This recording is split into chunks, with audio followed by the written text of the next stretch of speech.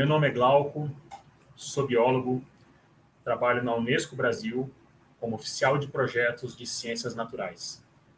Estou muito feliz de participar do Festival Perth Amazônia pela primeira vez. Trouxe uma apresentação, gostaria de iniciá-la agora. Imagine uma pessoa com uma saúde bastante debilitada, uma pessoa que chegou à meia-idade, tendo cuidado muito pouco, né, da sua saúde desde a sua juventude. Aquela pessoa que sempre fumou em exagero, sempre bebeu, comeu muito de forma exagerada, sempre preferiu alimentos de baixo valor nutricional, né, como fast food, doces. Uma pessoa chamada workaholic, né, muito dedicada ao trabalho, trabalha demais, não dá atenção às pausas e descansos necessárias, né, para sair daquele estresse do trabalho, uma pessoa estressada, uma pessoa que tem problemas de insônia, uma pessoa sedentária também, né, para piorar, uma pessoa que não pratica caminhada, não faz nenhum tipo de atividade física e também não faz a saúde preventiva, ou seja, não vai ao médico, não procura um especialista para tratar da prevenção das doenças, e sim só procura o médico quando está com algum problema sério. Bem, essa pessoa, né, após décadas de maus hábitos, agora está colhendo os frutos, né, desse estilo de vida. Então, ele foi recentemente diagnosticado com hipertensão arterial, pré-diabetes, o seu sistema imunológico ele é deficiente, né?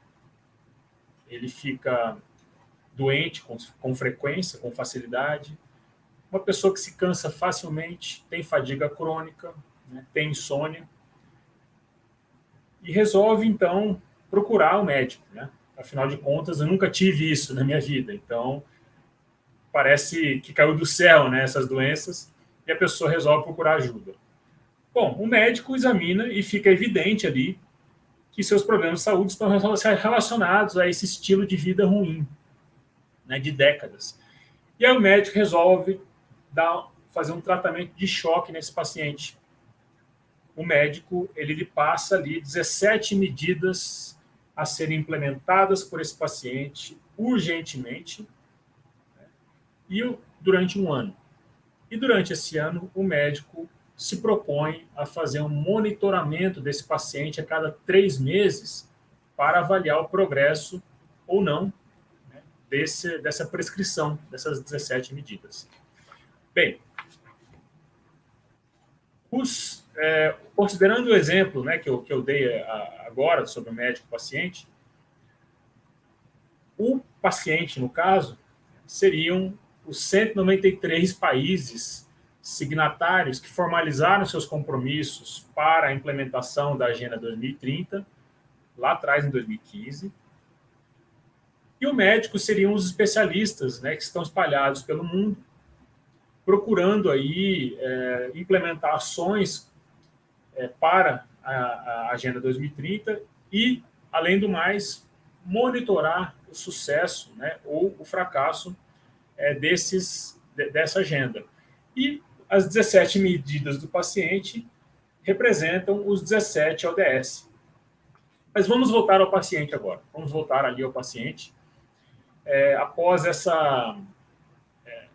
esse período, né, depois que o paciente recebe, né, o tratamento ali com as 17 medidas, passam-se 6 meses, ou seja, metade do tempo que o médico previu, né, de uma melhora potencial ali do paciente, caso ele seguisse à risca aquelas 17 medidas. Passados 6 meses, o paciente é reavaliado pelo médico, se refaz os exames são refeitos, e chega-se à conclusão que não houve melhora. Não houve melhora do quadro do paciente. Ok, precisamos contextualizar, né? Houve ali um período de pandemia entre 2020 e 2021 que explica parte do insucesso do tratamento, mas não justifica totalmente esse insucesso. E fazendo uma análise de cada uma das 17 medidas, o médico consegue detectar ali que há um progresso, né, em certas medidas dentre as 17. Então, houve um progresso ali em 3, mas o que chama a atenção do médico é que justamente aquelas medidas que são pré-requisitos para a melhora do seu estado geral de saúde simplesmente não evoluíram, ou o que é pior, regrediram, retrocederam em alguns casos. E são justamente essas medidas que estão sob risco devido à falta de progressos e os retrocessos observados. Tá? Bem, segundo os relatórios, né, o do Sustainable Development Report Goals de 2019 e o Sustainable Development Report de 2021, né, esse primeiro que foi publicado pela Divisão de Estatística das Nações Unidas, e esse último, recém-publicado pela equipe do Dr. Jeffrey Sachs, do Sustainable Development Solutions Network, esses ambos relatórios, eles demonstram, né, claramente que o mundo não está no caminho certo para o cumprimento da Agenda 2030 para o desenvolvimento sustentável. A Agenda 2030, ela tem como princípio ser integrada e indivisível. Assim também é a nossa saúde. É por isso que eu estou fazendo aqui uma analogia à saúde humana. Todo o nosso corpo precisa estar em equilíbrio e todo o funcionamento dos nossos órgãos dependem do bom funcionamento uns dos outros para que haja esse equilíbrio. Então, idealmente, todos os 17 ODS deveriam avançar como um todo, de forma integrada, afinal, eles são interdependentes. Porém, se nós fôssemos priorizar alguns dos 17 ODS, eu acho que valeria a pena nós olharmos para aqueles que são pré-requisito, aqueles que, se implementados de forma bem-sucedida, geram condições para o alcance da Agenda 2030 como um todo. Nesse caso, estou me referindo ao ODS 6, relacionado à água potável e saneamento, o ODS 12, relacionado ao consumo e produção responsável, o ODS 13, relacionado à ação das mudanças climáticas, o ODS 14, vida na água, saúde do oceano, o ODS 15, relacionado à biodiversidade e vida terrestre, e o ODS 17, né, que versa sobre as parcerias e os meios de implementação que são necessários para o cumprimento da Agenda 2030 como um todo. Agora, por que eu estou dizendo, né, eu estou me referindo a esses 6 ODS? Primeiro, porque nós vimos ali que houve retrocesso, né, do 15 e do 12 e praticamente quase nenhum progresso, né, do 14 e pouquíssimos progressos para o ODS 6 e o 13. Tá? E o que faríamos, então, se falharmos com o ODS 6, por exemplo? Sem água acessível para todos, nós teremos cada vez mais crises hídricas, algo que já está acontecendo no mundo e que vem acontecendo com mais intensidade, com mais frequência no Brasil nos últimos anos, principalmente no Centro-Sul. Tá? Sem água, a economia, o comércio, eles ficam estagnados, eles fecham, param, e isso tem um impacto no ODS 8. Isso gera um efeito cascata, gerando outras crises, como é o caso da crise energética que nós estamos iniciando agora. Afinal de contas, no Brasil, a nossa matriz energética ela é essencialmente hidráulica. Então, nós dependemos da água para a geração de energia.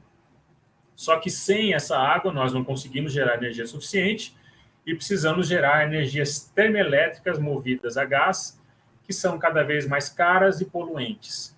E isso tem um impacto no ODS 7, né, e no ODS 8 também. A energia, né, então, assim, sem saneamento básico, as crianças e os adultos, elas adoecem, né, as crianças não podem ir mais para a escola, o que tem um impacto no ODS 4, de educação de qualidade. Os adultos também faltam ao trabalho, o que tem um impacto no ODS 8.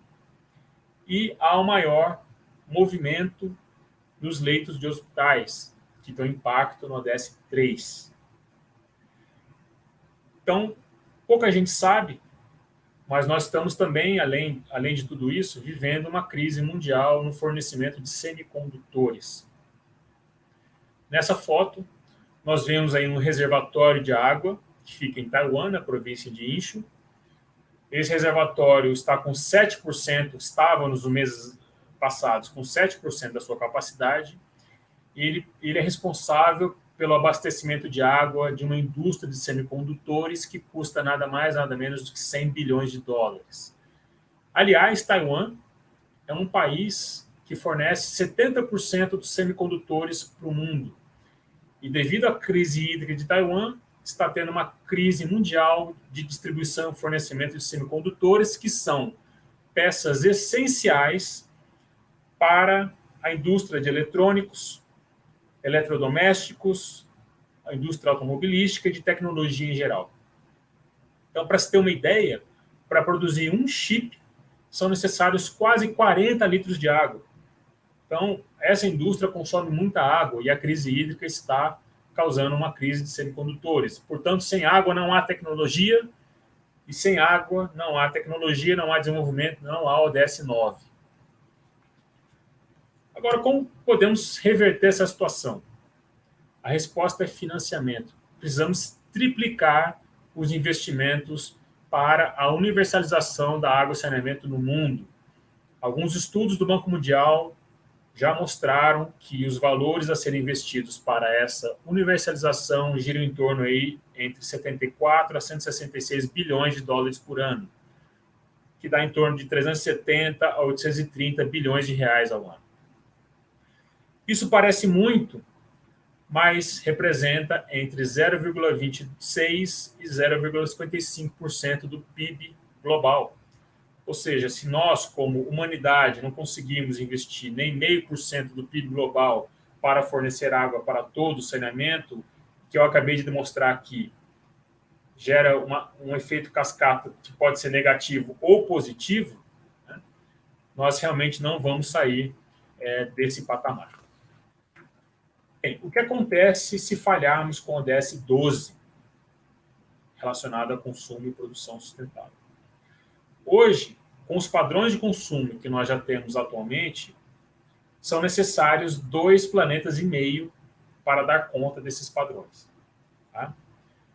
Se a população global, como previsto, né, atingir 9,6 bilhões até 2050, poderá ser necessário o equivalente a 3 planetas para fornecer os recursos naturais necessários para acomodar e sustentar nossos estilos de vida atual. Só que nós não temos 3, nós não temos 2,5 planetas, nós temos apenas um planeta. E o nosso estilo de vida atual está excedendo os limites de capacidade do planeta. E quem está pagando essa conta, em primeiro lugar, são os nossos mares, o nosso oceano. Cerca de 10 milhões de toneladas de plástico vão parar no oceano todos os anos. Isso representa mais ou menos ali 5 sacos de lixo cheios a cada 30 centímetros ao longo de toda a costa no mundo. A quantidade é imensa. Apenas 10% do plástico que é produzido é reciclado. Então a gente tem que lembrar disso. 90% do plástico vai parar lá, está indo parar lá no oceano. O que a gente pode fazer para salvar o ODS 12? A economia circular. Então, historicamente, esse modelo de produção de fluxo único, linear, né, que é produzir, consumir, gerar resíduo e descartar resíduo, esse modelo econômico está ultrapassando os limites físicos do nosso planeta. Então, a gente precisa mudar isso para uma economia circular, que é um conceito de produção que tira, né, que acaba com o modelo de fluxo único e reinsere os resíduos na cadeia produtiva, né, através de reciclagem, de consumo responsável e logística reversa. O que acontece se nós falharmos com o ODS 13? Bom, existem vários cenários de mudanças do clima para diferentes níveis de emissões de gás de efeito estufa. Já há um consenso entre cientistas que algumas consequências são já imprevisíveis de um aumento de temperatura média global para 2 graus Celsius. Tá? Então, se isso acontecer, parcialmente todos os ODS serão afetados, inclusive existe um risco de sobrevivência de grande parte da população do mundo se isso acontecer. O que podemos fazer para reverter isso? Precisamos fortalecer a governança, os compromissos e a ação.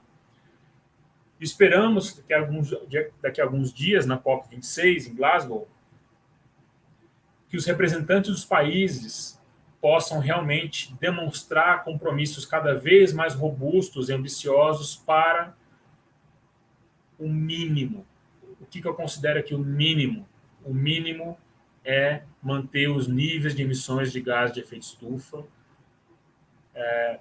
para gerar partes por milhão de carbono na atmosfera que segure a temperatura média global em menos de 1,5 graus Celsius. Tá? Nós já estamos atingindo esse patamar, nós estamos vendo as consequências desse aumento médio da temperatura global cada vez de forma mais nítida. Então, esse compromisso que se iniciou lá atrás, na COP21 de Paris, ele deve ser revisto e retomado com compromisso, com ambição. Outra coisa que eu considero mínimo é que países desenvolvidos possam cada vez mais investir nos fundos de adaptação às mudanças do clima para países menos desenvolvidos e comunidades vulneráveis. Fundos de adaptação, algo que começou lá atrás também na COP, que precisa aumentar o nível de ambição a partir de agora. E, por fim, a novidade da COP26 de Glasgow seria a regulamentação do mercado de carbono. Isso precisa acontecer para que tenhamos um mercado de carbono de forma justa e equitativa. O que acontece se nós falharmos com a ODS 14? O ODS 14, como a gente viu lá, ele realmente está estagnado. E nós estamos ali com dados de sobrepesca que são alarmantes. Segundo dados da FAO, os estoques pesqueiros marinhos caíram em 25% nos últimos 43 anos. Só que a captura e o uso para a aquicultura aumentou em muito nos últimos anos, como a gente pode ver nesse gráfico. Então, de fato, nós temos um risco aí de sobrepesca e de que várias espécies de peixes possam desaparecer, colocando em risco a segurança alimentar de cerca de 3 bilhões de pessoas que dependem de peixes vindos do oceano como fonte de proteína, fonte de alimento. Então, isso tem um impacto direto no ODS 2, de segurança alimentar, fome zero. E também não podemos esquecer que o oceano gera o oxigênio atmosférico por meio do processo fotossintético do fitoplâncton, que são algas, bactérias, micro-organismos que vivem na superfície do oceano e que capturam oxigênio, que capturam carbono e produzem oxigênio atmosférico. Apenas uma espécie de bactéria, chamada Procloccus, ela sozinha produz 20% de todo o oxigênio atmosférico que existe no planeta. Então, a gente tem que realmente olhar os micro-organismos com mais cuidado, com mais atenção, tendo em vista até a pandemia de Covid, que trouxe muitos ensinamentos para a sociedade. O que pode ser feito para salvar o ODS 14? Nós temos aí a década da ciência oceânica para o desenvolvimento sustentável, que começa esse ano, vai até 2030, com uma série de ações e de projetos e frentes promissoras, como Carbono Azul, Economia Azul, Planejamento Espacial Marinho, Cultura Oceânica e a Comissão Oceanográfica Intergovernamental da Unesco está à frente dessa década para fazer a diferença. O que acontece se nós falharmos com a ODS 15? Não podemos nos dar ao luxo de assistir passivamente espécies e ecossistemas desaparecerem da noite para o dia. Tá? Esse material genético, esse banco de germoplasma, toda a biodiversidade pode vir a representar cura para muitas doenças, devido ao seu potencial farmacológico, ou até mesmo fonte de doença, né? Como a gente acabou vendo agora com a pandemia do coronavírus, que veio de um ciclo fechado de animais silvestres. Então a gente tem que olhar a biodiversidade com muita cautela, não só com valor econômico, mas com a questão de saúde pública. A diversidade de insetos, por exemplo, ela ajuda a controlar pragas nas lavouras, né, reduzindo aí o uso de agroquímicos, melhorando a saúde das pessoas. Espécies e ecossistemas ajudam a atrair turistas, né? No mundo, o turismo de observação da vida silvestre gera uma economia de 120 bilhões de dólares para o PIB global. Isso significa 5 vezes mais do que o valor da receita do comércio ilegal da vida silvestre. Portanto, o turismo de observação de vida selvagem é muito importante economicamente e gera mais de 9 milhões de empregos no mundo. E o que a gente pode fazer para salvar o ODS 15? Nós temos aí uma enorme oportunidade. Nós temos a década da restauração ecossistêmica, que se inicia esse ano, vai até 2030, e vai trazer uma série de oportunidades, né, para fortalecer o turismo, o ecoturismo, a produção de alimento, entre outros benefícios, como os pagamentos por serviços ambientais e restauração em larga escala. Também não podemos esquecer que a Unesco, né, por meio da sua rede de mais de 700 reservas da biosfera, protege aí cerca de 6% da superfície do globo, por meio das reservas da biosfera e dos geoparques, que são áreas declaradas geoparques, 169 geoparques que estão em 44 países. Por fim, the last but not the least, né, por último, mas não menos importante, não podemos esquecer do ODS 17, que é justamente isso que nós estamos fazendo hoje. Um chamado à ação para cada vez mais termos parcerias e meios de implementação para virarmos o jogo da Agenda 2030 até 2030. Então, é justamente nesse aspecto, né, que a Organização das Nações Unidas para a Educação, Ciência e Cultura, a Unesco, se coloca à disposição para estabelecer parcerias, projetos de cooperação com entes públicos e privados na busca por soluções, na implementação das soluções. Muitas delas já deixei uma pista aqui na apresentação de hoje, mas na busca por soluções para que possamos realmente reverter esse quadro que está tão desfavorável e que a gente precisa urgentemente fazer a nossa parte. Então, eu queria agradecer pela participação de todos e dizer que foi um enorme prazer participar desse festival. Muito obrigado.